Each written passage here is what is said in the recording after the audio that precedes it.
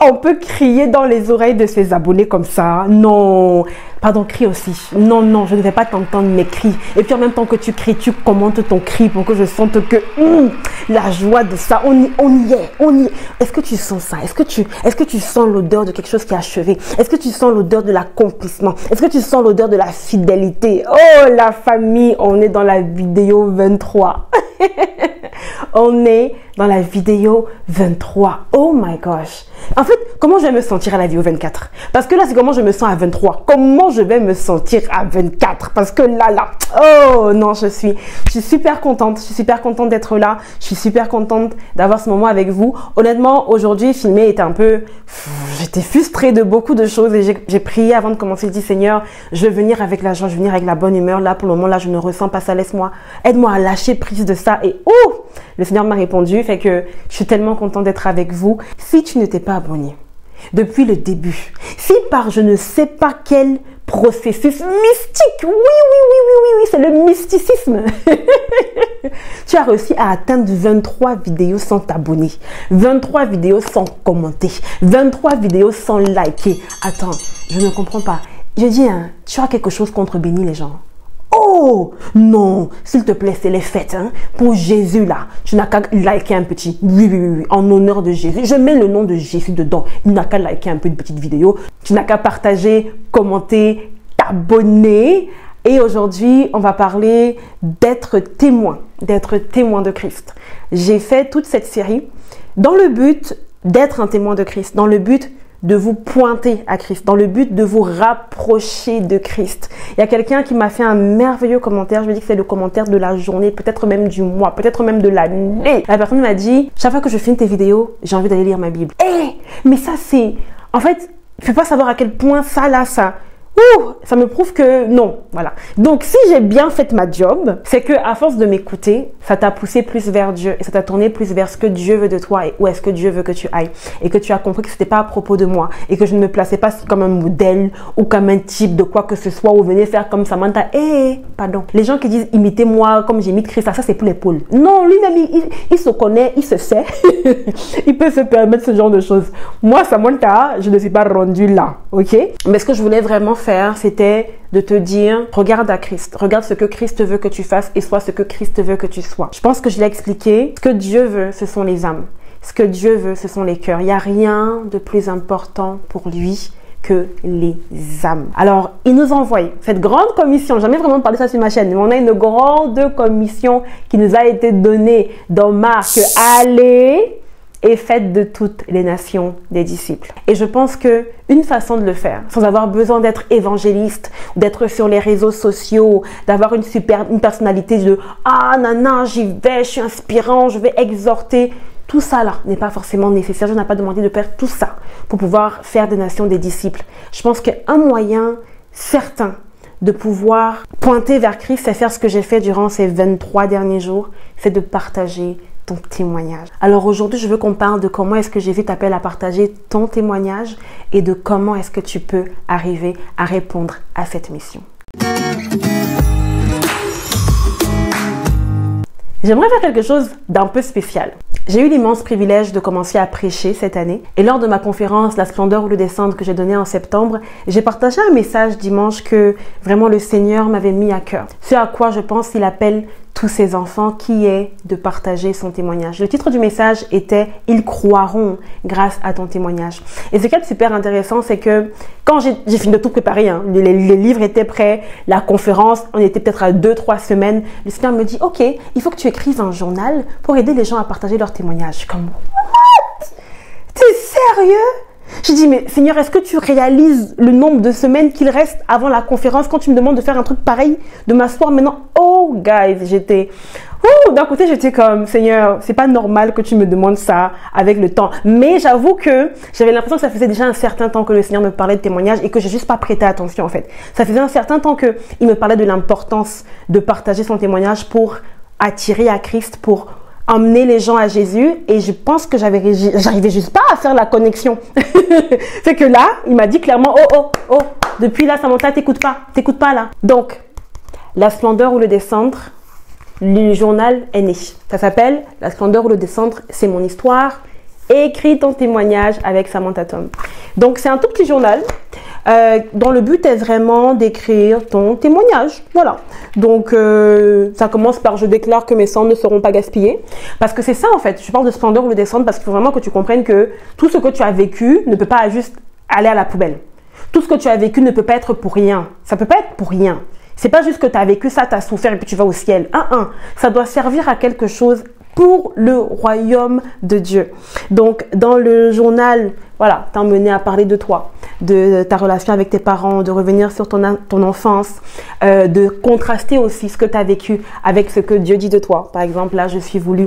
Tu emmener à parler de ton adolescence, à parler de tes sentiments, à parler de tes traumas.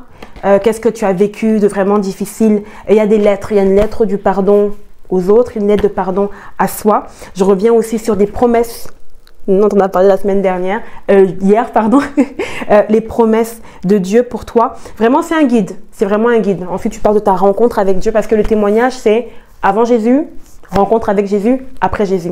Et c'est vraiment ça le but. Quand tu finis de le remplir, tu as à la fin 3 pages pour parler clairement de ce que Christ a fait.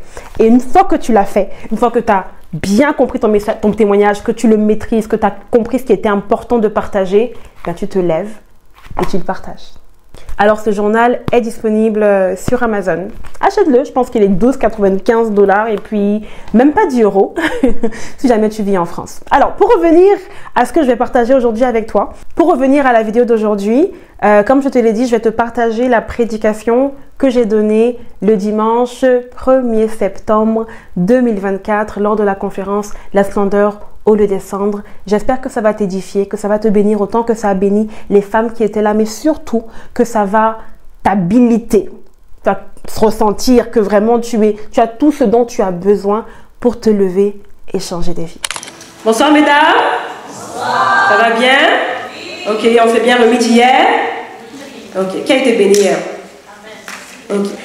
Le témoignage,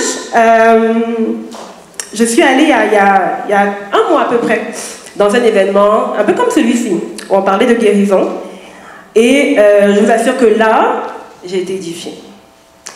Les femmes qui ont pris le micro là, j'écoutais leurs histoires et je me disais, quand on chante que Dieu guérit et que Dieu restaure là, c'est des fois que tu penses que ce qui t'est arrivé c'est tellement et ça l'est, mais il y a des niveaux. Tu sais, il y a une femme qui est venue témoigner du fait que sa mère a quitté son pays d'origine, elle était mariée et elle est arrivée ici, elle a eu une relation extra-conjugale et elle est le fruit de cette relation extra-conjugale. Donc sa mère l'a cachée à son mari, à sa famille pendant je ne sais pas combien de temps. Après elle a commencé à vivre sans papier et on a dénoncé sa mère, donc sa mère a été déportée et elle a été abandonnée. Ça c'est sans compter que dans l'abandon, il y a une autre femme qui l'a recueillie et puis finalement elle a connu un homme qu'elle veut appeler papa. Et cet homme-là, il y a eu un accident et du jour au lendemain, il a commencé à les battre. Mais les battre au sang, là. C'est... Ok, t'écoutes ça, tu dis, ok, d'accord. Il y a une autre femme qui prend le micro et qui dit, oui, ben écoute, mon histoire, là, c'est que, bon, j'étais mariée, mon mari me battait, j'ai quitté mon mari, j'ai gardé mes enfants, je suis devenue chrétienne, la vie était dure, en 1950 ou 57, je ne sais plus trop quelle année, ici au Québec. Et puis un jour, j'entends une nouvelle qu'il y a un jeune homme qui est rentré dans une école à Polytechnique et qui a tué 14 jeunes filles. Ça me fait mal au cœur, je me lève, je vais à l'église, je prie, mon cœur saigne pour la maman de cet homme-là. Et la semaine d'après, la police vient me trouver au travail, c'était mon fils. Waouh. Elle a dit qu'elle a fait quoi, 15 ans 20 ans où elle n'osait pas dire son nom complet. Parce qu'elle était la mère de la personne qui avait commis la première grosse tuerie du Québec. Quelle lourdeur. Et qui s'était suicidée à la fin. Et puis après ça, sa fille est décédée d'une overdose de drogue. Donc elle se tenait devant nous, mais restaurée, mais pleine, mais heureuse. Et puis là, on pense qu'on a fini, on a écouté plein d'autres témoignages, et puis il y a une fille en arrière qui veut parler, elle n'arrive pas à parler, et puis on sent que l'esprit nous pousse vers elle, donc on l'emmène devant pour prier, pour parler, et elle nous dit qu'elle est l'enfant d'un inceste. Son père et sa mère sont frères et sœurs. Et elle portait toute cette honte et cette culpabilité, et on l'appelait maudit toute sa vie. Et j'étais assise comme ça, je me disais, mais les gens vivent des choses terribles et incroyables. Et dans tout ça, Dieu est capable de restaurer, de guérir, au point où elles peuvent se lever, se tenir sur le stage avec courage et témoigner. Parce que c'est ça le témoignage. Le témoignage, si j'avais un avant de rencontrer Christ, par exemple, le témoignage de conversion, j'ai rencontré Jésus, comment est-ce que je l'ai rencontré, et un après, comment est-ce que Dieu m'a transformé, dans quel état est-ce que je suis maintenant. Dans cette belle histoire de la femme samaritaine et de Jésus, j'ai beaucoup aimé cette histoire parce que je pense que vous la connaissez, donc je n'ai pas besoin de rentrer dedans. Aujourd'hui, je vais vraiment faire l'effort d'accélérer. Donc Jésus est là, il est en Judée. Bon, les pharisiens n'aimaient pas trop son ministère, donc ils se rendaient compte que de toute façon, ce n'est pas le moment de les confronter. Je vais laisser faire, je vais monter en Galilée. Okay? Donc, pour ceux qui ont souffert des cours d'histoire, des cours de géographie, pardon, Judée est là, Galilée est plus haut. Au milieu, il y a la Samarie. Okay? Donc, normalement, si tu veux faire le chemin le plus court, tu passes par la Samarie. Mais vous savez probablement que les Juifs détestaient les Samaritains. Okay? C'était une longue histoire. Les Samaritains étaient des Juifs avant, ils se sont mélangés avec d'autres peuples, donc c'était des métis. Et donc, pour les Juifs, c'était rituellement impur de parler à un Samaritain, de le toucher. Fait que les Juifs préféraient traverser le Jourdain, monter et retraverser le Jourdain pour faire le chemin. Donc, quand on dit que Jésus, il fallait qu'il passe en Samarie, c'est pas qu'il fallait parce que c'était le chemin normal, non. C'est qu'il fallait parce qu'il avait un rendez-vous avec cette femme-là. Il allait la chercher. Et il a allé chercher cette femme-là, il avait rendez-vous avec elle, il est parti la trouver où est-ce qu'il savait qu'elle était. Il n'a pas attendu qu'elle vienne à elle, qu'elle la croise quelque part, mais il allait la chercher. Et donc il arrive, et quand il se présente avec vulnérabilité. Tu sais, c'est quand même Jésus, c'est le roi des rois, il n'a pas vraiment, je veux dire, s'il a soif, il peut demander à un ange de lui donner à boire et puis il va boire, tu vois. Mais il choisit de s'approcher d'elle avec vulnérabilité, de connecter avec elle. Évidemment, elle est surprise. Toi, tu me demandes à boire, nanana, tu sais pas qui je suis et toi, qui tu es. Et puis, Jésus lui fait clairement comprendre qu'il n'a pas l'air de s'en soucier. Il lui explique que si elle savait que lui, il avait l'eau vive, à ce moment-là, c'est elle qui lui demanderait. Elle ne comprend pas de quelle eau vive il parle. Okay? Dans l'Ancien Testament, l'eau vive en question, comme on a chanté tout à l'heure, assoiffée, là, Dieu était souvent représenté par l'eau qui allait justement venir nous désaltérer, combler nos besoins spirituels. Et donc, à ce moment-là, elle ne comprend pas encore que Jésus est en train de lui dire qu'il va combler ses besoins spirituels. Donc, elle continue sa conversation avec lui. Ok, bon, tu as de l'eau, ok, donne-moi cette eau-là. Et à ce moment-là, Jésus lui dit, ok, je vais t'en donner. Va chercher ton mari. Ce qui est une chose étrange. Jésus sait très bien qu'elle a eu 5 maris et que l'autre n'est pas son mari. Et cette pauvre Samaritaine, déjà même aujourd'hui, quand on la regarde et qu'on connaît son histoire avec ses 5 maris, on a souvent du jugement. Tu sais, on se dit 5 maris quand même. Donc tu as fait une fois, bon, ça n'a pas marché. Tu as fait 2 fois, 3 fois, 4 fois, 5 fois. Et là, tu as la 6e fois et c'est même pas ton mari. Ça ne nous dit même pas combien d'hommes il y a eu entre-temps qui n'étaient pas tes maris, que tu n'as pas épousé. Tu sais et on regarde ça avec jugement. Et justement, cette Samaritaine-là, pour revenir donc au jugement avec lequel on la regarde aujourd'hui, c'était le même jugement avec lequel on la regardait dans le passé. Parce que quand est-ce qu'elle arrive pour puiser l'eau, il est midi. Les femmes ne puisent pas l'eau à midi, il fait chaud. Il y a le soleil, ça frappe. Elles allaient soit le soir, soit le matin. En plus, les femmes allaient en groupe. Ça, on en faisait tout un party. Là, allez, on va aller puiser l'eau, on va s'amuser, on va chanter pendant qu'on est sur le chemin. Elle est toute seule. Elle allait à un moment où elle savait que personne ne serait là. Soit le jugement des autres et la façon dont les autres lui parlaient, elle avait déjà compris que personne ne voulait d'elle, personne ne voulait être à côté d'elle. Ou alors on lui avait clairement fait comprendre, toi je ne veux pas avoir de relation avec toi, reste loin de moi. Et quand Jésus lui dit ça, peut-être que nous dans notre interprétation, on se dit souvent qu'il a parlé genre, ouais, tu as eu 5 maris et celui avec qui tu vis n'est pas ton mari. Avec un autre jugement de tu as dérangé, comme on dit dans mon pays, tu as dérangé. Alors que je n'en suis pas convaincue. Parce que dans Jean 20, Jean nous dit que la raison pour laquelle il a écrit toutes ces choses, c'est pour qu'on sache que Jésus était vraiment le Messie. Cette femme est arrivée et puis elle parlait à cet homme qu'elle ne connaissait pas. Jésus ne s'est pas présenté d'un coup, je suis le Messie, tu es une pécheresse, allez, suis-moi, on va régler ça. Ok. Non, il a commencé à être vulnérable. Il a commencé par lui montrer qu'écoute, on peut connecter sur quelque chose. Il lui a fait comprendre que je peux briser un stéréotype de « Ah, les juifs font pas ci, les juifs font pas ça ». Il lui a montré que tu comptes pour moi. Il l'a fait venir petit à petit à la réalisation du fait qu'elle avait un besoin spirituel. Commencer à comprendre, à mettre les points sur les i. L'autre dont il parlait, en fait, c'est parce que mon âme a un besoin que je n'arrive pas à réaliser. Et puis, Jésus voulait l'emmener là. Lui faire comprendre qu'il était le Messie. Dans le coup, lancer une parole de connaissance, laissant faire le Saint-Esprit. Et là, la femme a une réaction que moi j'ai trouvée bizarre.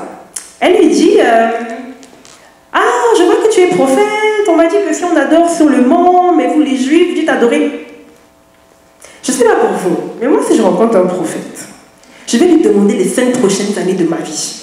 Je vais lui dire, si je mets le loto ici, est-ce que ça marche? Est-ce que tu vas me bénir comme ça? Combien d'enfants j'aurai? Je vais pousser plus sur le mois. Hein. C'est comme ça que le mois est, tu vois. Mais elle, subitement, elle fait comme si elle est une grande adoratrice. Et je me suis dit, ah, Jésus a dû toucher une corde sensible. Jésus a vu un besoin, il a piqué où ça fait mal. Tu as eu 5 maris. Là, tout de suite, il a mis devant ses détresses et son désarroi et la raison pour laquelle peut-être qu'elle est passée de mari en mari, on ne sait pas. Peut-être qu'elle avait de la dépendance affective aussi. Peut-être que ses maris mouraient. C'est à l'époque, en tant que femme, tu n'avais pas de statut, tu n'avais pas d'argent. Si tu avais besoin de quelque chose, il fallait un homme. On ne sait pas comment elle s'est retrouvée là-dedans. Mais ce qui est sûr, c'est que Jésus a touché une corde sensible. Et quand il a vu, il n'a pas insisté. Il a répondu, ouais, non, on adore en esprit, en vérité, da. Et puis lorsqu'il a vu qu'elle commençait à comprendre qu'elle avait un besoin spirituel, qu'il était capable de répondre à ce besoin spirituel, qu'elle a compris qu'il était le Messie. À ce moment-là, elle a saisi, elle a accueilli le message et elle est partie. Le titre de mon message ce matin, je viens de le dire hier, ce matin, ce soir, c'est « Ils croiront grâce à ton témoignage ». J'ai besoin que vous réalisiez que le témoignage de chacune d'entre vous ici a une force et une puissance que je ne pense même pas que vous-même vous arriveriez à comprendre. Dans Acte 1, 8, Jésus nous a donné comme mission d'aller, de faire une nation des disciples. Et moi-même, personnellement, pendant longtemps, je suis comme oui, mais je ne suis pas évangéliste. Ça, c'est un appel, il y a le don du ministère, il y a le don d'évangéliste. Je suis supposée faire quoi? Aller dans la rue, commencer à crier. Mais simplement avec son témoignage, on évangélise. Et Jésus, dans ce court temps qu'il passe avec la femme, il nous montre exactement comment on est supposé approcher quelqu'un. Je l'ai dit tantôt, premièrement, on se montre vulnérable. On montre qu'on n'est pas né chrétien. Vous savez tout à l'heure que moi j'ai grandi dans l'église, mais je n'ai pas réussi à donner ma vie à Dieu. Et l'une des raisons pour laquelle je n'ai pas réussi à vraiment connecter avec Dieu de tout le temps que j'ai passé à l'église, c'est que j'étais entourée de chrétiens parfaits. Je vous assure, là, j'ai fait tout ce temps là-bas, je n'ai jamais entendu un témoignage de conversion. Ces gens qui m'entouraient, les monitrices de l'école du dimanche, tous, je ne savais pas comment elles étaient venues à Dieu. Elles étaient parfaites, elles sont nées comme ça. Pourtant, je les voyais mères célibataires avec des enfants, donc à un moment donné, quelque chose s'est passé, mais non, on est bien. Dieu nous a trouvés comme ça, soyez comme nous, nanana. Fait que j'étais comme, mais vous pouvez pas, j'arrivais pas à connecter avec eux. Je ne pouvais pas me tourner vers elles pour dire, voilà ce que je vis, parce que pour moi, elles vivent pas ça. Elles sont bien. Donc lorsqu'on va s'approcher, lorsqu'on va aller faire des nations des disciples avec son témoignage, on va se rappeler qu'on est vulnérable. On va se rappeler que la personne à qui on parle, on peut lui montrer qu'on reste humain. On va aller où la personne se trouve. Tu sais, des fois on aime beaucoup inviter les gens à l'église et ils ne viennent presque jamais. Vous allez où ils sont. C'est correct. Jésus allait en Samarie, c'est correct. Bon, si c'est en boîte de nuit, peut-être pas en exagérer dans le genre. Ouais, Jésus t'aime, ouais. Non, peut-être pas, ok? Donc, allez où ils sont. L'autre chose que j'ai aimé que Jésus a faite, comme je vous disais tantôt, c'est qu'il n'est pas venu la voir pour lister tous ses péchés, il lui expliquer comment elle est. Non. Avec le Saint-Esprit, il a discerné un besoin. Tout le monde a des besoins spirituels, comme nous avons tous des besoins physiques de manger, de boire et de tout le reste. Et les gens peuvent ne pas savoir qu'ils ont des besoins spirituels. Ils peuvent ne pas comprendre que ça, c'est un besoin de l'âme que Dieu va remplir. Mais c'est justement à nous de les emmener à réaliser qu'il y a un besoin. Et avec le Saint-Esprit, de discerner exactement quel besoin. Lorsqu'on va se lever et qu'on va parler de Jésus, ou qu'on va partager notre témoignage, on n'est pas en train de se lever et de dire « Oui, fais exactement comme moi, c'est comme ça que moi c'est arrivé ». Non, on s'assied et on discerne. Est-ce que la personne qui est en face de moi a besoin de Jéhovah Jireh qui va pourvoir pour elle parce qu'elle ne peut pas payer ses factures? Est-ce que la personne qui est en face de moi a besoin de rencontrer le Dieu qui guérit? Est-ce que la personne qui est en face de moi a besoin de rencontrer le Dieu qui est un bon papa. On laisse le Saint-Esprit nous aider à discerner. Et enfin, on emmène Jésus comme étant la solution à ce besoin. Ok? Donc, j'aimerais maintenant rentrer dans la partie de « Ils croiront grâce à ton témoignage ». Parce que cette femme s'est levée, et pour moi c'est extraordinaire. Parce qu'il est midi. Donc à midi, tu as la pire réputation de la planète. À midi, là, quand tu te lèves pour aller puiser de l'eau, tu vas toute seule. Personne ne veut rester avec toi, personne ne veut te parler, personne ne veut t'écouter, on ne t'aime pas, tu es ostracisée, vraiment, tu es la fille qui a eu 5 maris, qui vit avec un homme qui n'est pas son mari. Bref, tu es la pire personne de la planète. À 12h30, ils sont tous en train de courir après toi pour aller voir Jésus. Mais il s'est passé quoi en 30 minutes? C'est passé quoi en 30 minutes? C'est ça que je voudrais regarder en fait. La force de votre témoignage. Le Seigneur, le diable, pardon, nous limite souvent. Il fait qu'on se taise. Il fait qu'on est accablé par le poids du passé et les péchés du passé et tout le reste du passé. Si bien qu'on a peur que même quand on va témoigner quelque chose qu'on a fait à 4 ans, tout le monde va changer son regard. Ah, c'est comme ça qu'elle était avant. Mais on a besoin de ton témoignage. On a besoin de savoir comment tu étais avant. On en a besoin. C'est ça qui va vous libérer. À un moment donné, ça a été mon cas. J'étais comme, ah, je vous ai dit hier, on m'a dit le après ça. Donc le ça, là, je savais tout ce que ça comportait. Ça m'écrasait. Et donc j'ai fait un vœu à Dieu. J'ai dit, tu sais quoi? Pour me libérer moi-même de ça, quand je priais pour mon futur mari, lorsque tu m'auras envoyé quelqu'un, l'un des critères par lesquels je vais savoir que c'est la bonne personne, c'est que je serai à l'aise de lui dire tout le ça là, c'est quoi? Et il va l'accepter. Et c'est ce qui est arrivé.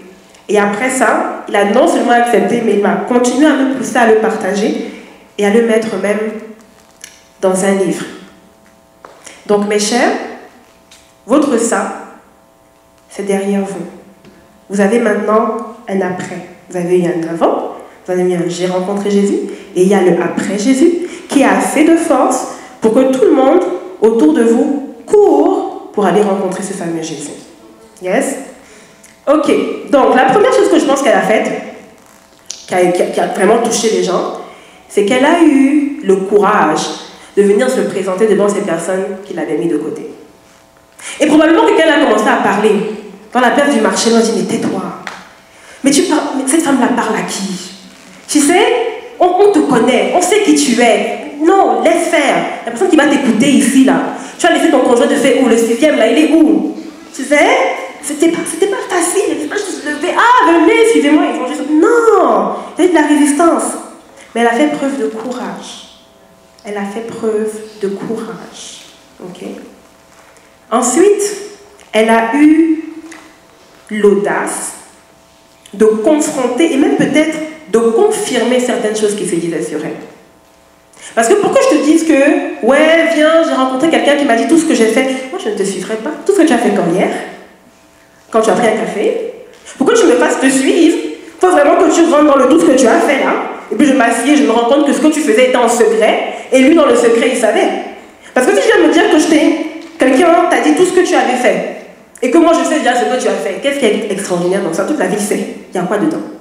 Donc il faut que tu entres dans le secret. Il faut que tu ailles chercher les choses que peut-être eux-mêmes ne savaient pas.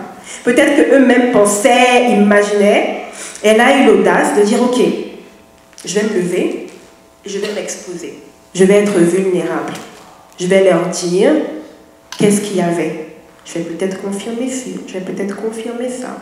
Mais je sais que ce que j'apporte est plus grand que ça.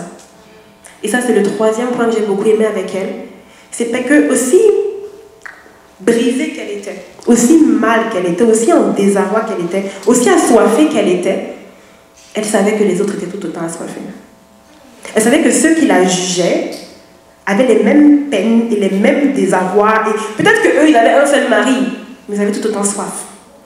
Peut-être qu'eux, ça allait bien dans leur vie, mais ils savaient qu'il y a quelque chose avec eux qui ne va pas non plus. Donc ce que j'ai, je ne peux pas le garder. Il faut que je le communique. Il faut que je le dise. L'autre chose que j'ai beaucoup aimé avec son témoignage, c'est que son témoignage est resté centré sur Christ. Des fois, on témoigne et puis on s'oublie. On se met au milieu. Ou alors quelqu'un va te raconter son témoignage. Oh là là. Elle va te raconter comment elle faisait ci, elle allait là-bas, et la nuit est montée, elle faisait la sorcellerie. Après, j'ai rencontré Jésus. Amen. En fait, de tout ton témoignage là, j'ai seulement retenu tout ce que tu avais fait avant. Jésus est resté derrière. Amen, et puis là, c'est fini. Donc, le témoignage était plus. Des fois, tu écoutes, tu te demandes, mais est-ce qu'elle est en train de m'exciter de m'inciter à aller faire les mêmes choses qu'elle? Tu essayes de comprendre c'était quoi le point du témoignage, là, tu sais. Mais elle a gardé son témoignage centré sur Christ. Venez rencontrer quelqu'un. Et son témoignage était une invitation. Des fois, quand on témoigne, on a l'impression qu'on essaye de forcer du monde. Tu sais, on essaye de... Allez, venez, non, tu as besoin de Jésus. Ou même des fois, on a l'impression qu'on veut fixer les fautes morales. Moi, je connaissais une femme, elle passait son temps à dire à tout le monde de se marier. Dès qu'elle voit une fille en relation, ah, mais non, la fornication, le mari. Elle disait, mais même si elle se marie, elle meurt, elle va en enfer. Son mari, elle va servir à quoi? C'est son cœur qui compte. Tu peux te lever le matin, vivre une vie parfaite, tout ce que tu veux. Si le sang de Jésus ne te couvre pas, tu finis en enfer.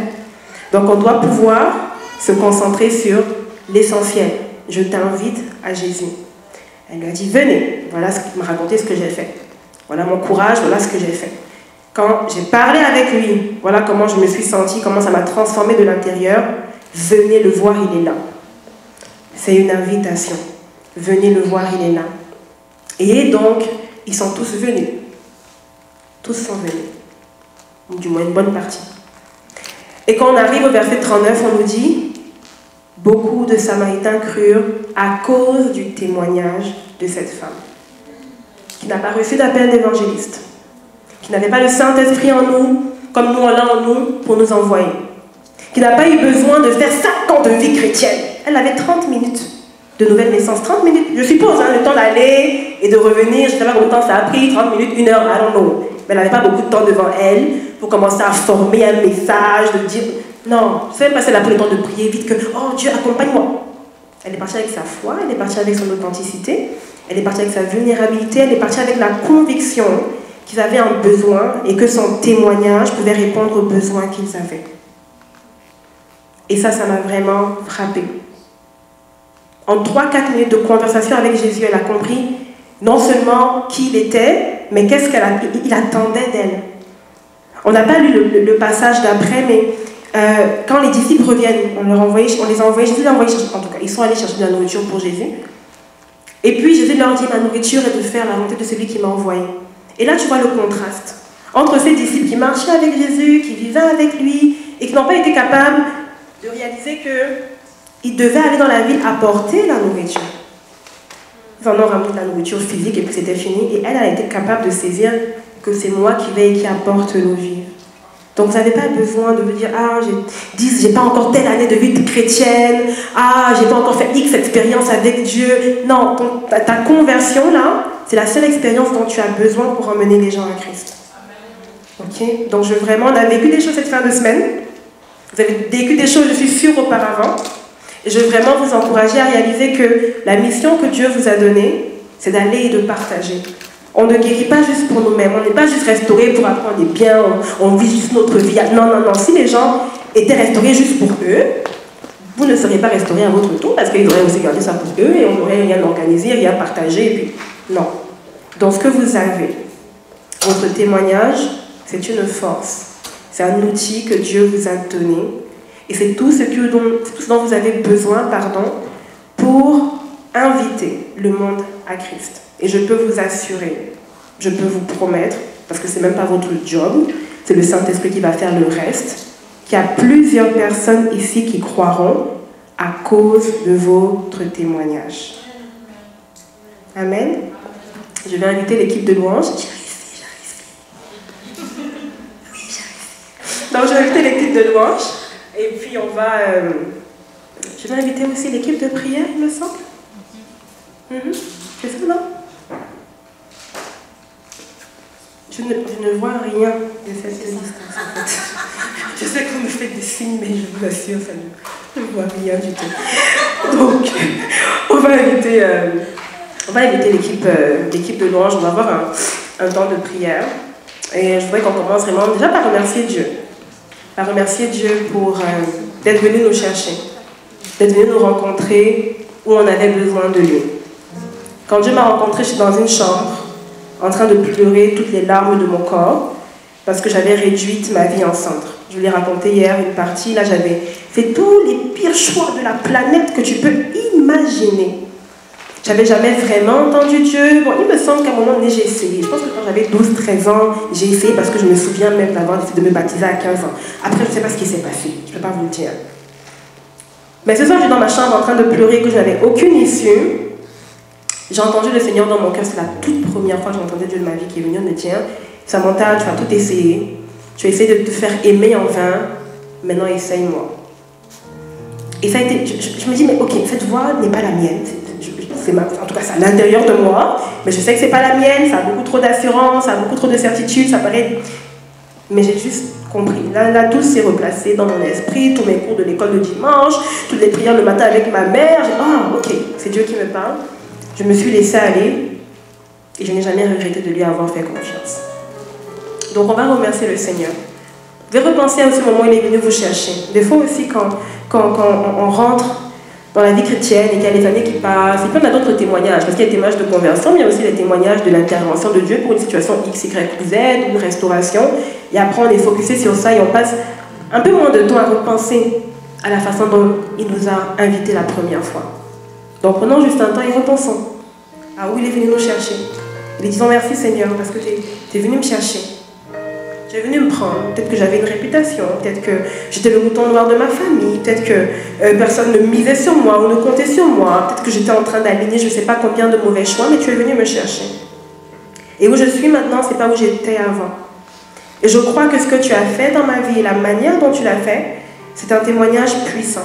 C'est quelque chose de fort qui est capable de faire que ceux qui sont autour de moi, ceux à qui j'ai toujours eu du mal à en parler, ceux à qui peut-être je n'ai jamais expliqué réellement comment j'en étais arrivée là, viendront à Christ grâce à ce que je leur dirai que tu as fait dans ma vie.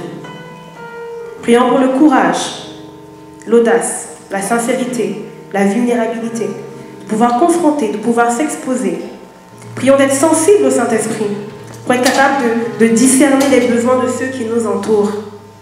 Leur besoin, ce n'est pas de se marier, leur besoin, ce n'est pas d'avoir des enfants, leur besoin, ce n'est pas de s'acheter une nouvelle maison, non, leur besoin spirituel. Il y a un vide quelque part, et que Dieu nous donne de pouvoir manifester les différents dons spirituels dont on aura besoin pour être capable de leur faire comprendre que Christ peut combler ce vide. Alors, qui a aimé ça? Qui a senti que vraiment Dieu lui parlait?